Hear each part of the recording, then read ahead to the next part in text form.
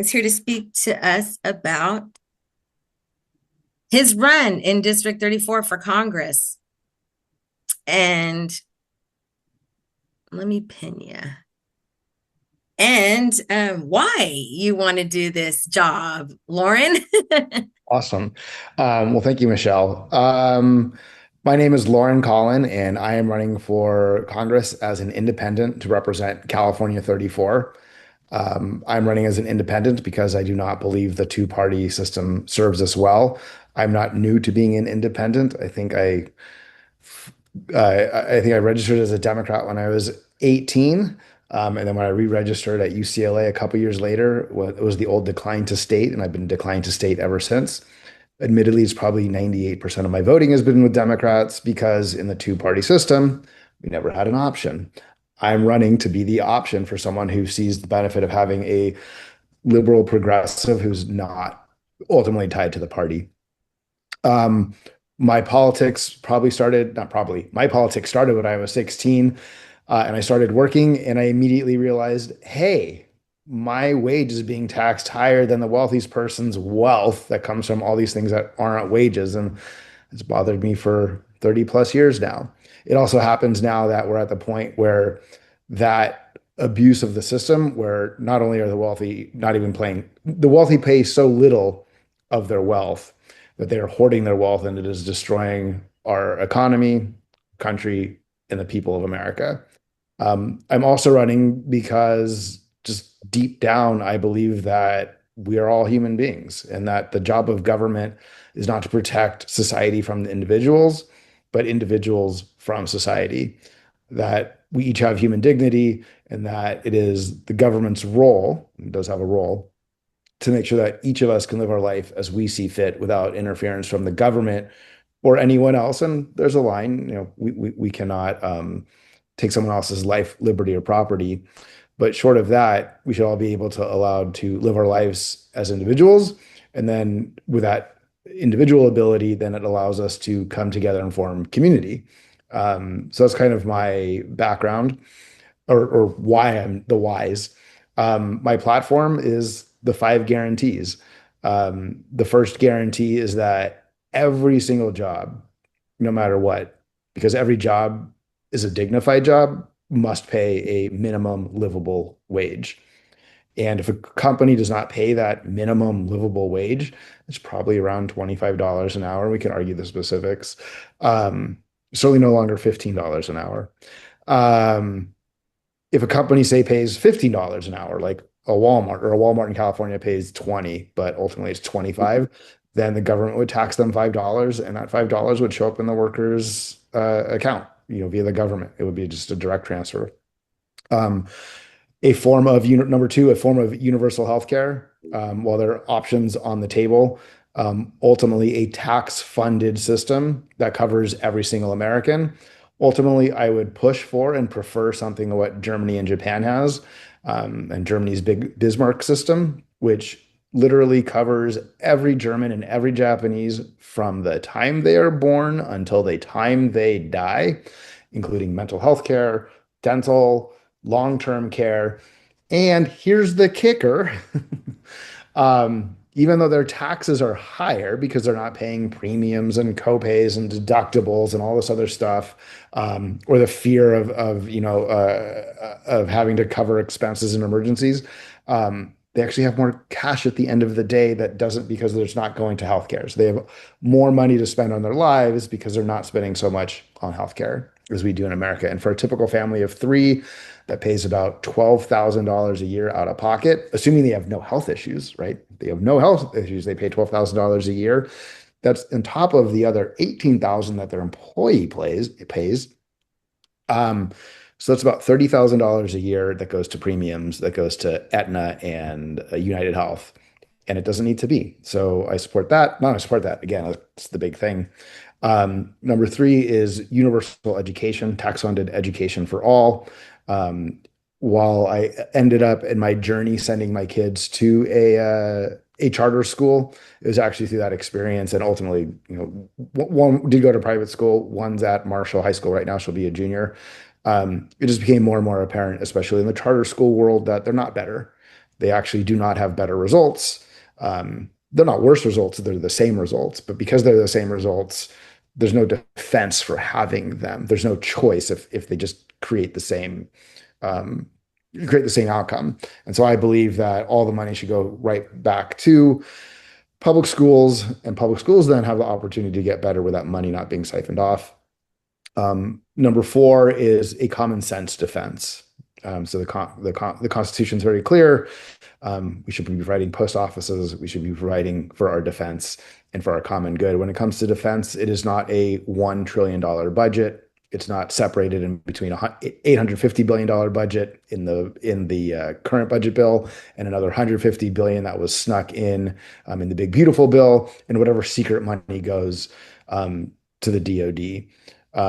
I believe it's probably more, and it could even be lower, but I think our target should be a $500 billion budget, which would still make the United States not only the top spender in the military, on military, but it would still cover the top three, including China, including Russia, which is at war. So $500 billion should be more than enough to make us Americans safe at home, which is what the point of defense is, and reel in our empire and bring all Americans home. And the fifth part of the guarantees is what I said earlier, that government has a role to make sure that each of us can live our own life as we see fit. And I'll add, oh, sorry, my TV just went on. Give me 1 second. That was not supposed to happen. Someone hit a remote. Hold on. We don't hear it. It's okay. Okay, good. And the final thing is, again, government does have a role in making our lives better, especially in the economic world, where government absolutely has a job to break up every last monopoly, every last oligopoly, enforce competition, and to tax the hell out of the wealthy and the large corporations. So that's kind of my immediate pitch, and I'm definitely can dive into other questions as far as international, as far as foreign policy, other domestic policy. I am here for all of it. So please ask away. Um, Thanks for that. I'm just going to add, or if you can tell us a little bit about your background, Yeah. and then you can answer everybody's questions. When I say background, about what you do for a living, Yeah. And your background in politics, which I know is not that much, but Yeah. what how you've gotten a sense of community, so to speak. So Absolutely. so those two things. Cool. So my background is I went to UCLA. I was a double major in history and communication studies. I did not turn in my last history paper, so technically I didn't graduate. And then I immediately went into media. I worked at a magazine. This new thing called the internet was just starting to pop. And I ended up having a long career, about a 2 decade career in advertising and marketing and digital, especially also live events. So creating live experiences with technology at the forefront. And then I spent from 2017 to 2023, almost 7 years, but about 6.5 years at a tech startup based in Carlsbad, creating virtual reality and augmented reality 3D collaboration software that on the technical side, you could put any sort of 3D data in and everybody would be sharing it. Um, in my job as a manager, kind of what I said earlier about just something in my gut about we are all humans. It was always imperative, an important part of me being a manager to know that hiring the best people meant hiring diverse people and actually having really long conversations that should have been much shorter conversations with other managers and other bosses about you should just hire the guy that walks in first. I'm like, no, that's not what we need. Especially when we were building out the thing, the virtual reality and the collaboration software, because it's meant for a worldwide users and worldwide audience. It meant that really everybody should be able to use it. As far as politics, my very first political campaign, and it's kind of happening again, I guess, here locally. In 1997, I helped a Valley candidate who was a Republican, Jeff Brain. He was the VICA-backed candidate for the City Elected Charter Reform Commission. And that was my first experience. I walked most of CD5, which at that point actually covered both the valley and the basin. So I walked around like Sherman Oaks, Van Nuys. Um, and it was one of those great disappointments and lessons because the city council was afraid it was going to lose its power. So they immediately created the city council appointed commission. They merged, and instead of having any rural reform, we got neighborhood councils, and now we're back to the question of what should be rural reform in Los Angeles. Out of those neighborhood councils, I actually served, so I have won an election in 2006. In 2006, I ran for the Silver Lake Neighborhood Council when I lived over there, and I won. I got my big 47 votes. Ultimately, I served as the co-chair for 2 years from 2008 to 2009. And then, yeah, my child was born, my second child was born, and I had a weird experience actually watching then Councilmember Garcetti. And I was like, politics isn't for me. And now my life here is in a different spot and the world's in a different spot. And I feel this is the right place for me now. Community happens everywhere. Um, Everywhere. Like my originally my kids actually went to a place called Hilltop Nursery School, which was a co-op. Those parents are still some of the closest friends to me today. Um, yeah, community happens everywhere. Just walking down the street, going to the different neighborhoods, and I've really enjoyed the last 2 months making a special effort as a candidate to make sure to meet everyone in California 34. So it's about 60 days. I've done about 50 events between East Los Angeles, Boyle Heights, El Sereno, Koreatown, here in Echo Park, going to different things like different political clubs like this, um, uh, different volunteer organizations, um, chambers of commerce, and such. So, really finding and just talking to people. I think as a project manager or product manager in tech, my job was basically to listen to people and find solutions, and that really carries over to, I believe, what this job as representative. Thanks for that.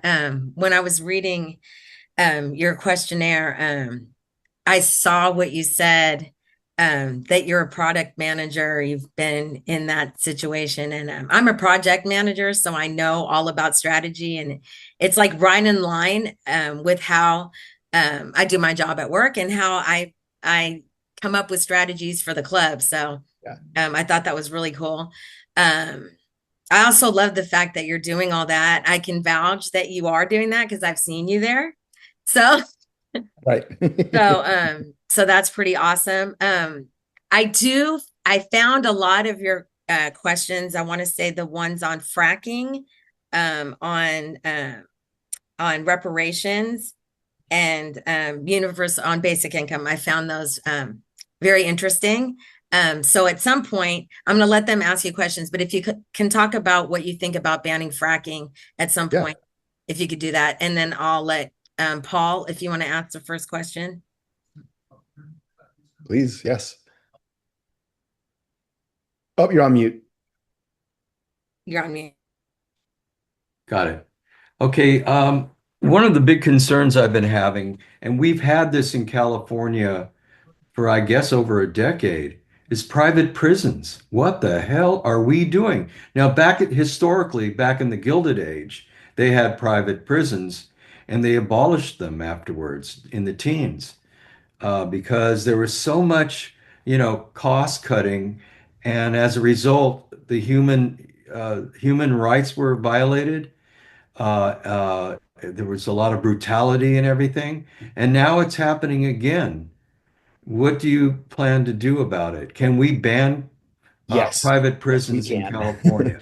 Not only can we must. So basically, my historical take up to this time is that what's happening right now with ICE is I imagine probably what it was like to live in since the beginning of this country through the Civil War. I mean, basically, ICE is the new slave patrol. If you are brown and they don't think you belong, they will pick you up. They used to return you to your private plantation. As far as some things that shouldn't be privatized, prisons, healthcare, and education. And on the outskirts, like for the super wealthy, they can have their private healthcare, again, following the German model. Can there be private universities? Yes. Should there ever be private prisons? No. It's just that like government's role is if government's role, if you're going to take someone's liberty, it should only be in the hands of the government. It also gets to a different discussion of what it means when someone has committed a crime and recidivism and helping people who were in prison who've done their time get out. And we can have that conversation as well. But the short answer, Paul, is I would have no problem immediately submitting a bill to outlaw private prisons in the federal government. And if possible, if that federal law could force it for all 50 states, and I will certainly be an advocate for it as part of my social justice and public safety policy positions. They're a crime. Private prisons are the crime. And I'll go actually one step further. The reason ICE exists and the reason the budget just happened is basically it is funneling money to private prisons. So I just finished, or I'm about to finish reading the new Jim Crow. If you all haven't read it, it basically outlines what was after after Jim Crow. That is when both all prison populations grew in public and private prisons grew. They shoved mostly black men, especially compared to their numbers in those prisons. A lot of Hispanics and Latinos as well. Certainly, white people were never in those prisons based on the percentage of the population. Whether it's because of the removal of lead from gasoline and paint or whatever, prisons have actually been closing all over the country. And basically, I think there's a direct line between the current ICE movement and it is just an opportunity to refill private prisons and basically to transfer money from us, the taxpayers, to the wealthy oligarchs who made a donation. Your $50 million donation to Trump becomes a $350 million bill to private prison, and it just needs to stop. It's not just the unfairness to the humans who are put in private prison, which should be enough, but it's also, again, those private prisons are paid by our tax dollars, and we are getting ripped off too. It's just bad for society all around. Thank you. Joe? Oh, I just had a couple of practical questions to ask. Because I agree with the platform for sure. Have you gotten endorsements yet, and where are they from? And Keep going. No, I have not gotten endorsements. The people I've worked trying to get endorsements from is here with Feel the Burn / Our Revolution, and I will work with Michelle to try and reach that national organization. They were here last month, and I met a couple people there. I am working with the Forward Party. Not working with. I've applied for the Forward Party. It's a little different. They are backed by a billionaire and a former Republican governor. But I think what they understand fully, and where I am 100% with them, and I think most people on this call are, is that the two-party system does not work. So definitely their endorsement is from we need more people to run who are not a Democrat or Republican. I've also visited and spoken with people from California Working Families Party, and I'm looking forward to having more and more conversations with them. And then I've reached out to, but have not heard back yet. I actually forget the name of it. It's Progressive something. It is the Senator Warren equivalent of Our Revolution. Okay. So those are the ones I'm chasing, as it were. But right now, I do not have any endorsements, and I would love Feel the Burn to be the first. Yeah, that's going to be important. And then you just started the campaign, so I'm not expecting a whole. It's the beginning of everything. My last question is: have you fundraised already? And if so, how's that going? I have raised $1,000 in a month. But basically, this month is thank you. I've just about finished my spreadsheet of all of my contacts, and my August job is to start calling people. So, it's as a new candidate, it's kind of a combination of it's a startup, and I understand how to run a startup.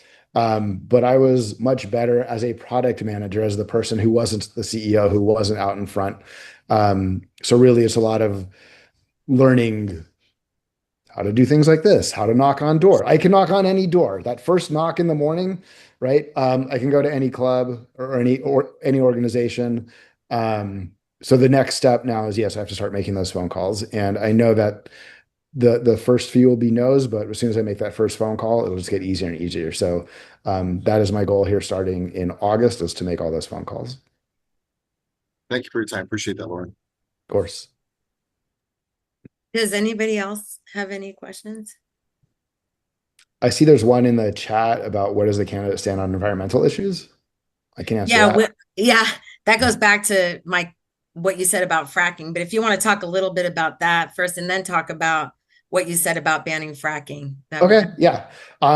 So I am very much a liberal of the John Locke, Adam Smith, uh, and John Stuart Mill, even a little David Hume, and Rousseau. I think what Adam Smith described as competitive markets is really sort of what guides me. What he didn't know at the time, because the commons were still common, was that one day the commons would be actually completely invaded by large corporations.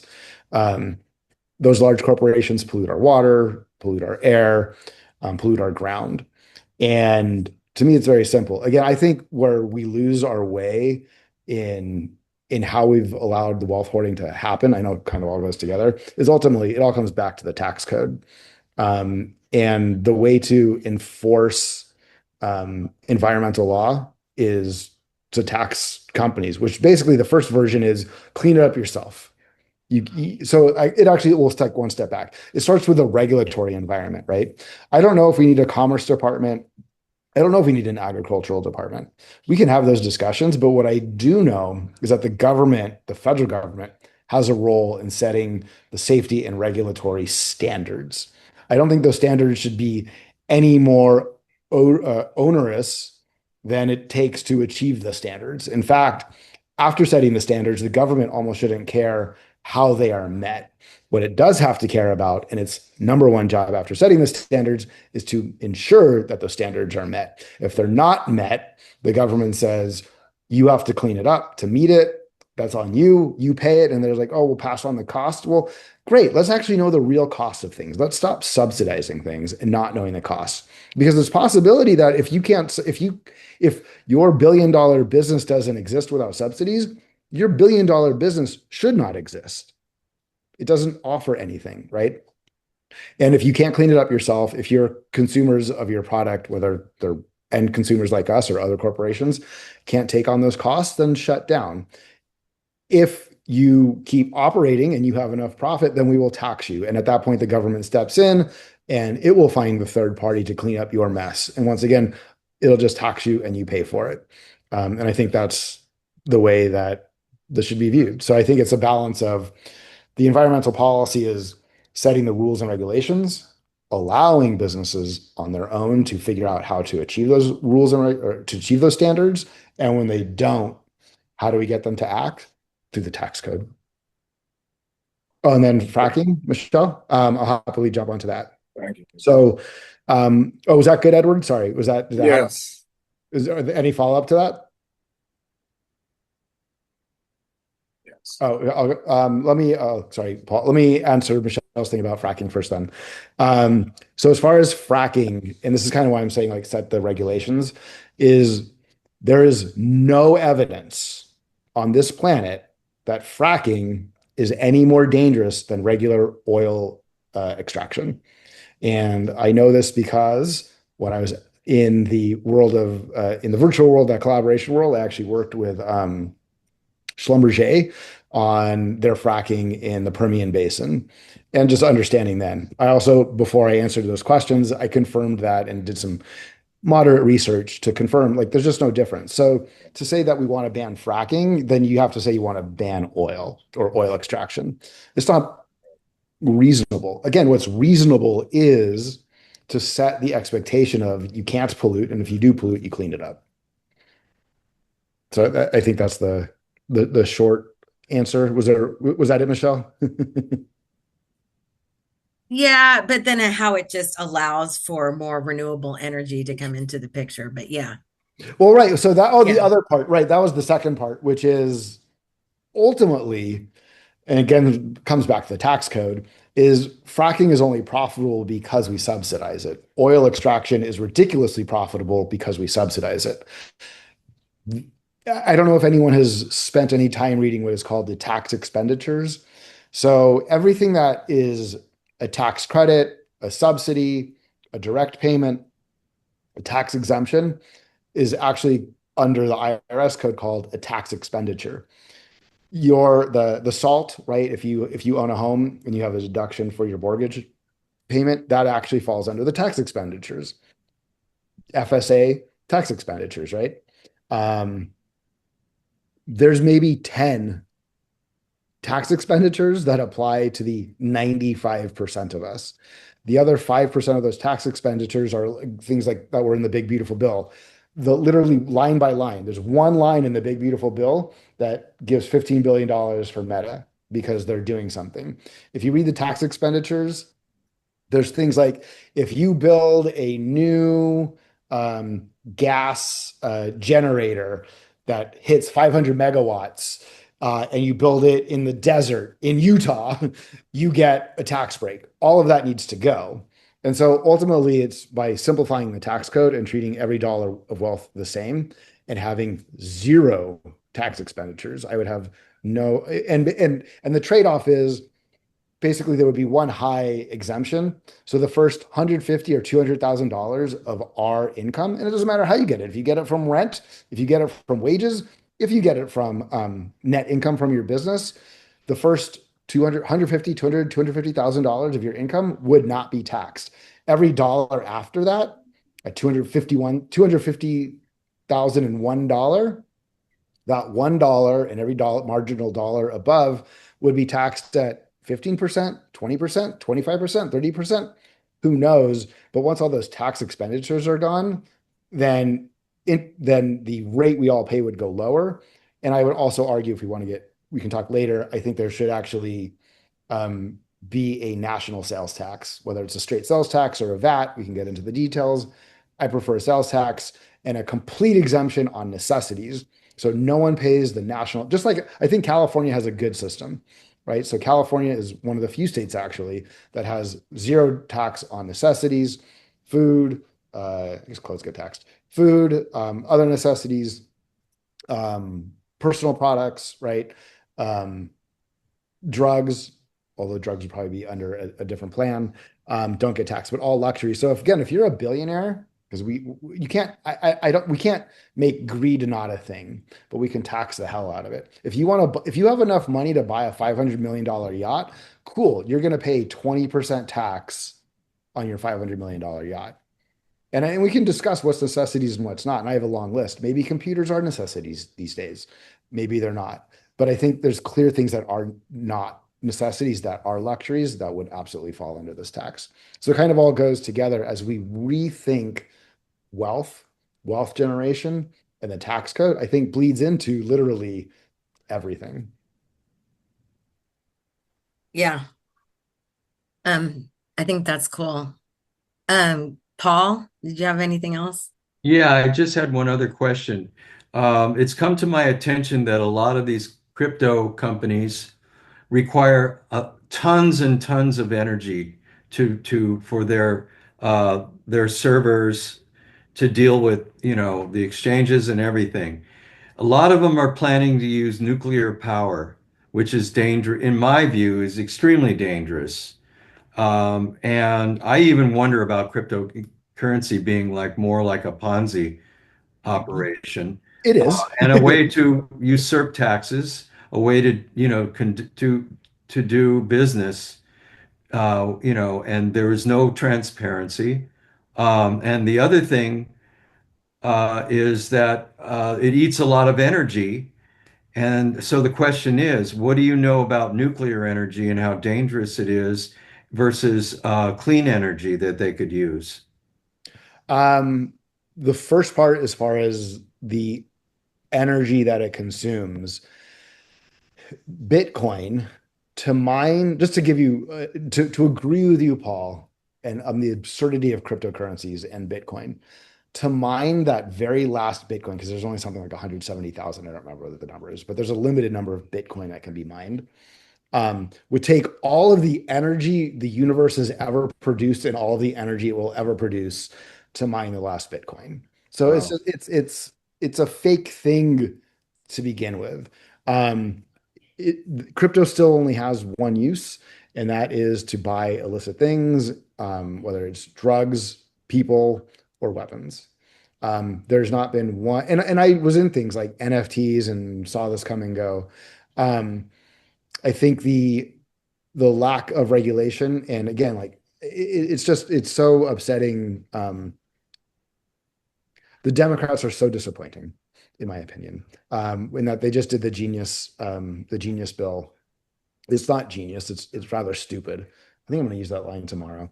Um, no, absolutely. Cryptocurrency should be 100% regulated. And honestly, it should just be regulated like a security.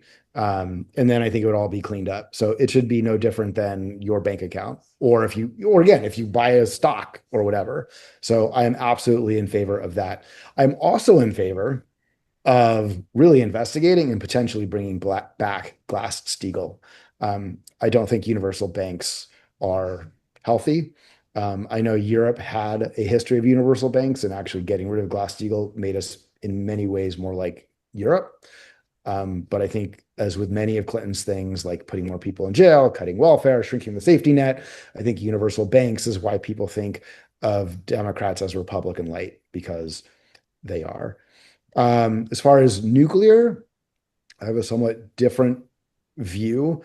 Um, Nuclear compared to coal is a million times safer. Nuclear compared to things like solar and wind um, is probably not as good, right? So I think what should happen, again, ultimately, here's the deal. If we got rid of all the subsidies, coal and oil and natural gas is, first of all, natural, right? Exactly. Natural gas is not clean natural gas, right? What a great job of marketing. As a marketer, I appreciate it. As a human being who has to live with the pollution, I don't. So clean natural gas is clean compared to oil that you burn, sure, or coal that you burn.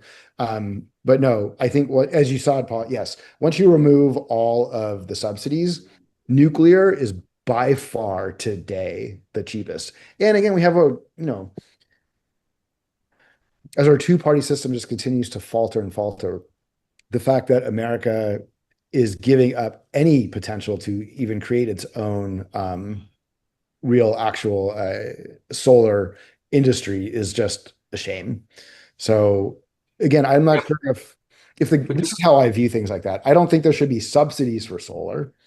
However, if the government thinks solar is important, this is how things in the tax code could work, which is then the government can create guaranteed loans for solar projects, or zero interest loans where there's zero interest and the bank only makes money on the fees, right? So there's things like that, which I think also apply to housing. And on the other end is the government could say, we need a gigawatt of new clean energy. And the first company to build it, the government will guarantee that it's going to buy the first years of gigawatt, 500 megawatts of that gigawatt for a year at X dollars, right? So I think that's what the government can do without doing, and it's a direct cost, right? We know you're not hiding things. You're not reducing the sums that the government's taking in. The government has done what it's supposed to do by the Constitution, which is make an appropriation and spend it. So I'm not anti-nuclear per se. I am finding the best costs to deliver the most energy. I don't think we'll ever have a zero oil world, but it can be significantly reduced. I don't think, may I just present something? I don't Yeah. think humans are capable of dealing with nuclear power plants. To cite an example, the Diablo power plant is supposed to be checked for embrittlement and cracked pipes and things like that, but it costs like $1 million to do it. And you can't have that. You cannot say, oh, I'm not going to spend $1 million. Oh, Governor Newsom, could you please defer the inspection of the plant? Meanwhile, if we have a meltdown, the Central Valley, which grows produce and everything and food, and also Los Angeles would have to evacuate. In Chernobyl, they had to evacuate all over the place. I mean, Which is there's why, again, nothing safe about nuclear, when you take the and real the costs, cost is would skyrocket. when you take the real costs, then it becomes non-competitive and it takes itself out. So that's how I view it. It takes itself out of the game when it's not gamed to be an option, right? You don't have to worry about it because it'll never pencil out. And if it never pencils out, I don't understand what you mean. nuclear won't exist unless the government provides deep, deep subsidies. It's the only way it works. So if those deep subsidies don't exist, which is the basis of all of my tax platform, no one can ever afford to build a nuclear facility. Well, I know they've been closing them. Oh That's the yeah. But again, you said the point of like, so I remember when I grew up or in South Orange County. And so San San Onofre Onofre. is down there. Yeah, And San Onofre closed because they replaced all the pipes and they didn't do a good job, and the steam was literally leaking it's through my the example. pipes. And so now the people who are in the Southern California Edison areas will pay more for the next 50 years to decommission that plant, including all the capital that they put in to fix it for 50 years that they didn't get the energy out. I agree with you, Paul. Okay. We shouldn't have nuclear energy if it costs 4 times the amount of solar energy. We should just have solar energy. So I do think I'm not an anti-market person. I'm very much a believer in functioning markets. There are places where markets don't work. Healthcare, education, as we already talked, police and public safety. But there are places where markets more than work. And in those places, we should let them work. And the government needs to get out of the way as far as subsidizing things that don't make sense. And it needs to get in the way as far as enforcing competition. Hmm. All right. Yeah. Thank you. Yeah. Stephanie, did you have something? And then we're running over. So, Oh, sorry. Yeah. My only question was because he brought up universal banks, and so LA County is looking to open a public bank. And so if you can discern the difference and if one is better than the other. Oh, universal bank. So up until 1995, 96, when Bill Clinton repealed Glass. So Glass-Steagall. So let's go back. Originally, banks could both lend money and run stock portfolios. And then after the Great Depression, I think in 1932 or 33, we came up with Glass-Steagall, which separated what banks can do. So you had a retail bank, which is what you think of when you go into Bank of America or Citibank or even your local credit union, and you have a checking account and a savings account and you get your home mortgage loan. That's a retail bank. When it comes to the mergers and acquisitions and the big money that backs the capital of corporations and stocks, that is not a retail bank. I guess it's merger and M&A bank. A universal bank combines those two. So in the 90s under Bill Clinton, when we got Democrats as Republican light, which we still kind of have, he repealed that, which is then how we ended up within, was it 14 years, too big to fail. So that's how you ended up with a Citibank and a JP Morgan and a Merrill Lynch. What you're talking about as far as a public bank in the city of LA, I think those are tough because I don't think they'll ever generate the capital that they need because the capital has to come from somewhere. So either people voluntarily give them capital, other wealthy people give them capital, or if they have to tax the public for the capital. So it's a interesting concept. And if again someone could make it financially viable, I'm never opposed to anything that's financially viable.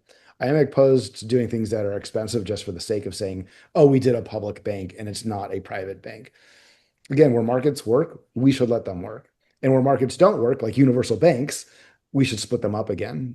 And ultimately, if JP Morgan has $40 billion of after-tax profit and they don't pay tax on that because their actual tax bill was zero, they should probably pay $10 billion of tax, right? 25%, they'd still have $30 billion. So that's how we get. And also I want to be really clear. I know we're going long, Michelle, sorry. It's our money. It's the wealth of the nation. It's not the wealth of the banks. It's not the wealth of the capitalists. It's not even the wealth of the government. It's the wealth of the nation. And we are the nation. That is our wealth that they are stealing. And it is time to end the stealing of our wealth. They are stealing our dignity. And that there's a whole bunch of people that would rather have protect their whiteness and give up their dignity. That's I'm right. It's the fight is with them, right? So if they want their dignity more than their whiteness, then we can all have nice things. But I want this job, ultimately, I guess is a good way to finish. I want this job because the person who currently sits in it now is in the 12th or 13th most Democratic district in the country, Jimmy Gomez. He could do and say anything that a liberal progressive agrees with and wants. Our policies ultimately are not that different. He doesn't do anything. He doesn't take the fact that he's in the safe district and go to Arkansas and go to Oklahoma and go to Mississippi and explain to those people down there, those white people who keep voting against their own self-interest because their whiteness is more important to them. I want this job because I will do that. I don't have to convince anyone in California 34, and probably most of you are in California 30. We don't have to convince each other to be progressive. Or sorry, you're probably in 32. We don't have to convince each other to be progressive. We already are progressive. We have to help the rest of the country understand why our views are the right views. And it's not because it's best for us. It's because it's best for them too. And that's ultimately why I want this job. All right, thanks so much, Loren. That was great. I appreciate the platform and the opportunity to speak and answer I your just questions. don't we have quorum. We could vote now. I don't know if you guys want to do that. I read everything and I'm already prepared to vote. I have not. I could send out this recording to all the members, send out a poll, and have you guys fill it out within 2 weeks. That's a good idea. But Loren, I love you. I think I have to say your endorsement questionnaire is one everyone should read. It's definitely one of the most intricate and interesting ones we've ever received. And yeah, I love everything that you say. I just think it's great. And thank you, Michelle. I appreciate the work that you all do.